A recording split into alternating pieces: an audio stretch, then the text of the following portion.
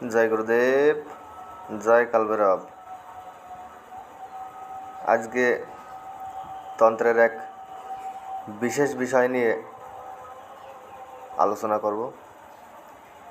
সে বিষয় হচ্ছে গুরু। আপনারা জানেন যে গুরুর ব্রহ্মা, গুরুর বিষ্ণু, গুরুর দেব মহেশ্বর, গুরু সাক্ষাৎ পরম ব্রহ্ম তস্মৈ শ্রী গুরবে নমঃ। তো এই মন্ত্র আমার লেখা না, এ তো হাজারো সাল আগে ঋষিমুনিরা লিখে গেছেন। তার কারণ তারা জানতেন যে গুরুদেবই পরম ব্রহ্মের সাক্ষাৎ স্বরূপ বা পরম ব্রহ্মের সাকার রূপ। তো তন্ত্রে গুরু বিন অধিকার নাই। যে সাধনাই করেন, যত উপরেই আপনি ওঠেন না কেন, গুরু ছাড়া আপনার কোনো সাধনায় সফল হবে না। তো অনেকে গুরুর সন্ধান পান না বা সদ্গুরুদেব তাদের মন মতো হয় না।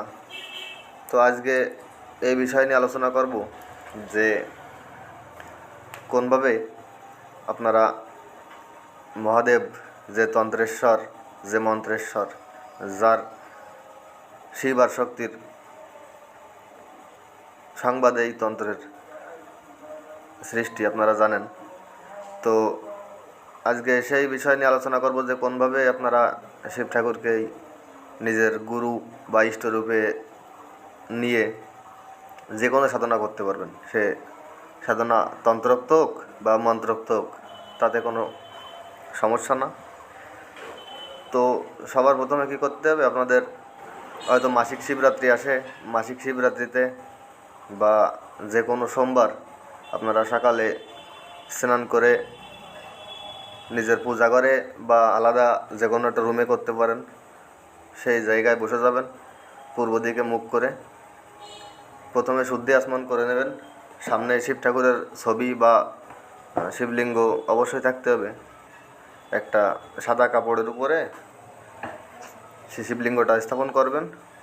করার পরে নিজের শুদ্ধি আচমন করবেন। শুদ্ধি আচমন করার পরে শিব ঠাকুরের পূজা অর্চনা করবেন। করার পরে ডান হাতে জল নেবেন। জল নিয়ে সংকল্প করবেন, বাংলায় বলবেন যে আমি অমুক, আমার পিতা অমুক, অমুক গোত্র, আমি আজকে এই তিথিবার নক্ষত্র বলবেন। এইবার এই তিথি এই নক্ষত্র থেকে আপনারে নিজের ঈশ্বররূপে বা নিজের গুরুরূপে স্বীকার করতেছি। আপনি আমারে নিজের শিষ্যরূপে স্বীকার করে আমার সাধনার সহযোগী হন বা আমার সাধনায় আপনারা সহায়তা করেন।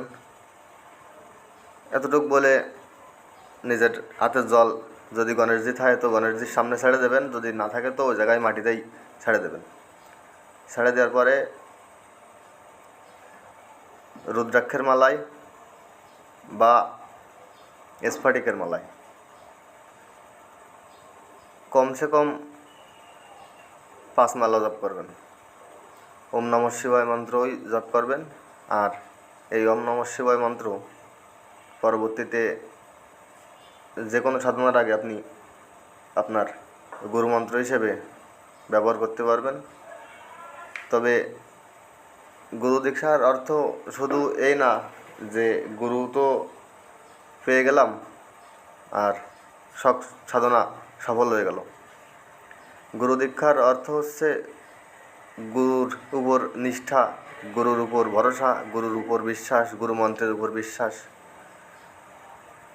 তো ধ্যানমূলম গুরুমূর্তি, পূজামূলম গুরুপদম, মন্ত্রমূলম গুরুর বাক্য, মোক্ষমূলম গুরু কৃপা।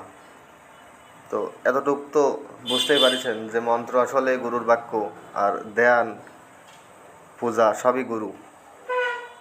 এজন্য সবার প্রথমে গুরুমন্ত্র দীক্ষা, তারপর যে কোনো সাধনা। তো গুরুমন্ত্র তো মিলল, কিন্তু রোজ যদি আপনার সকালে সময় হয় তো সকালে গুরুমন্ত্র জপ করবেন 1 মালা। আর যদি সময় না হয় তো আপনি রাত্রে করতে পারেন। রাত্রের অর্থ রাত 9টার থেকে রাত 3টা পর্যন্ত সময়কে রাত ধরা হয়। এর ভিতরে নিত্য কমপক্ষে 1 মালা করে আপনাদের মন্ত্র জপ করতে হবে।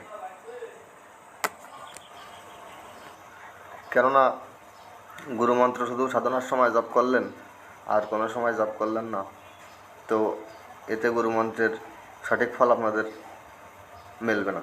এজন্য গুরুমন্ত্র নিত্য আপনাদের অবশ্যই জপ করতে হবে, আর এই মন্ত্রের উপরে বিশ্বাস, ভরসা, ভক্তি অবশ্যই রাখতে হবে।